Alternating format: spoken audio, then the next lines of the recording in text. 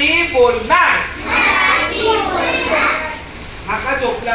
बोल मराठी बोलणार. मराठी बोलणार. अरे दिव्यांगांचं मराठी बोलणार. हा तो का काळजी करतो? त्याला वाटतं माझा कोणतरी चॉकलेट घेईल.